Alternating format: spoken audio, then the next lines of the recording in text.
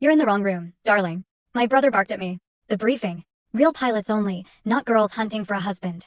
The room burst into laughter. Then the general strode in, ignored him, and unveiled the code name. Falcon 1. He declared the floor is yours. Give them hell. Can you imagine having your own brother publicly humiliate you, not just once, but multiple times, because he thought you were worthless? And then, you discover you hold his very life in your hands, with the power to make him pay for every single insult. What would you do? Because that's exactly where I found myself, 32 years old, having to decide if my half-brother, Mark, the golden boy my father worshipped, would live or die in the sky. My entire life, my father, Colonel Rhett Wyatt, drilled it into me. The cockpit of a fighter jet was no place for a woman. Especially not for a failure of a daughter like me. But the deepest cut, the most searing humiliation, didn't come from him. Oh no, that belonged squarely to Mark. It happened in a crowded briefing room at Nellis Air Force Base, buzzing with the arrogant energy of 100 of America's youngest, most cocky pilots. Mark, my half-brother, walked right up to me, pointed a finger in my face, and laughed. Loud. Sharp.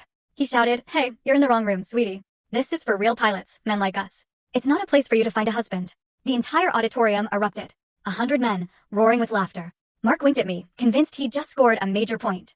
I felt the blood rush to my face, burning hot. But it wasn't from shame. It was from pity. Pity for his absolute ignorance. Because Mark had no idea that the woman he'd just humiliated, the one he dismissed as just looking for a husband, was holding the call sign Falcon 1. And I was the only person with the authority to order him to live or die in the sky today. The air in that main briefing room at Nellis always had a particular scent.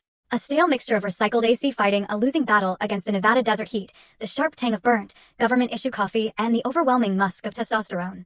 It was the first day of Red Flag, the premier air-to-air combat training exercise in the world. The room was packed. Rows of theater-style seats overflowed with the Air Force's best and brightest, or at least, the loudest. They wore their green flight suits, zippers pulled to perfect military height, patches gleaming. They gestured wildly, mimicking dogfights, laughing too loud, posturing for all they were worth. It was a sea of egos, and I felt like a lone rock, invisible in their churning current. I stood near the front, off to the side, by the water cooler. My flight suit was sterile, unadorned. No name tag, no rank insignia on the shoulders, no unit patches.